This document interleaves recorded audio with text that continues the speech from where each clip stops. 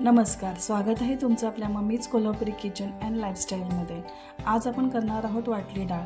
ही प्रवासासाठी तर अगदी उत्तम रेसिपी आहे आणि करायला खूप सोपी आहे। ही अनंत चतुर्थी दिवशी काही ठिकाणी प्रसाद म्हणून करतात। मोदकाबरोबर ही वाटली डाळ केली जाते।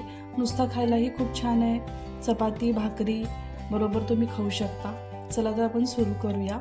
त्यासाठी आपल्याला हरभरा डाळ 1 वाटी 4 ते 5 तास भिजत ठेवायची आहे। त्यासाठी 2-3 वेळा धुवायची आणि 4-5 तास भिजत ठेवायची। आता आपण इथे मिरच्या 5 घेऊया। तिखटाचं प्रमाण तुम्ही कमी जास्त करू शकता।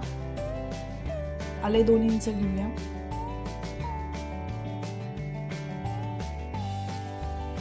जिरे 1 टीस्पून। आता भिजलेली डाळ आपल्याला पाणी न घेता अगदी भरभरीत वाटायची आहे। खूप बारीक नाही वाटायचे, जाडसर अशी वाटायची आहे। हे बघा, या पद्धतीने अशी वाटायची आहे। थोडीफार अधूनमधून जर डाळ ठेवली तर ती तोंडात आली तरी ती छान लागते। आता काय कुकरच्या भांड्यामध्ये ही डाळ व्यवस्थित पसरून घ्यायची आहे।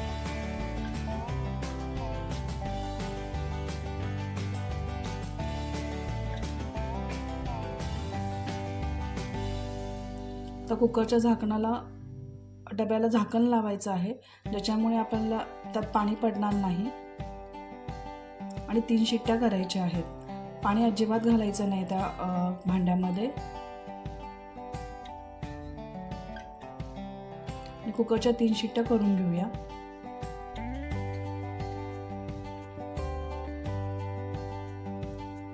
आता डाळ गार झालेली आहे, कुकरच्या 3 शिट्ट्याही झालेल्या आहेत।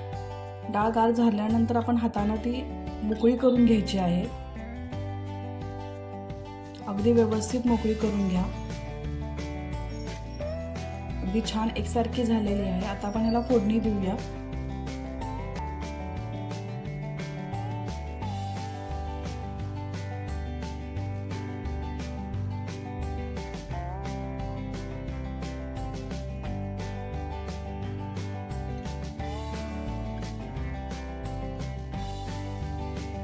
तेल 3 टेबलस्पून घ्या।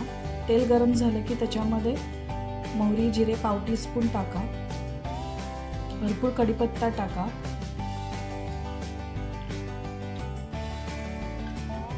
हळद आणि हिंग पाव टीस्पून टाका।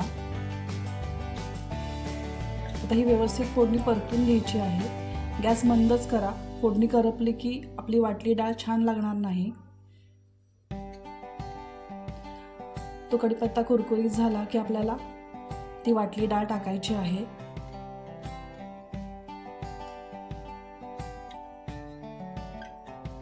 तर 3 ते 4 मिनिटं व्यवस्थित ती परतून घ्यायची आहे।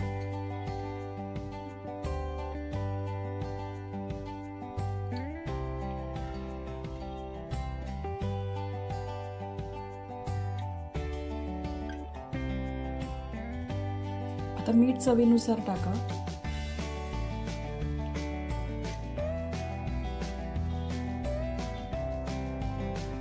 तर व्यवस्थित मीठ मिक्स करून घ्या। आता अजूनही थोड्या गाठी आहेत, आपण मॅशरनं थोडेसे ते एकसारखी करून घेऊया।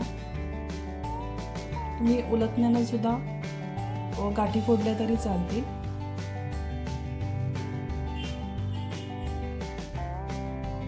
आता 1-2 मिनिटं वाफ देऊया। 1-2 मिनिटांतर बघूया। आपली मोकळी अशी वाटली डाळ किंवा झुणका तुम्ही काही म्हणू शकता।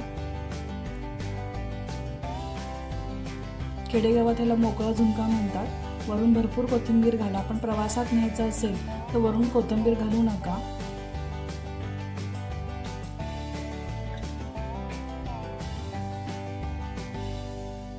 मस्त ही वाटली डाळ गरम भाकरी बरोबर आपण सर्व करूया किंवा नुसतंही तुम्ही खाऊ शकता। जर तुम्हाला ही पारंपरिक अशी वाटली डाळ ही रेसिपी आवडली असेल तर लाईक करा, शेअर करा आणि जर चॅनलवर नवीन असाल तर सबस्क्राईब करायला विसरू नका। परत भेटूया अशाच नवीन आणि पारंपरिक रेसिपींसाठी। तोपर्यंत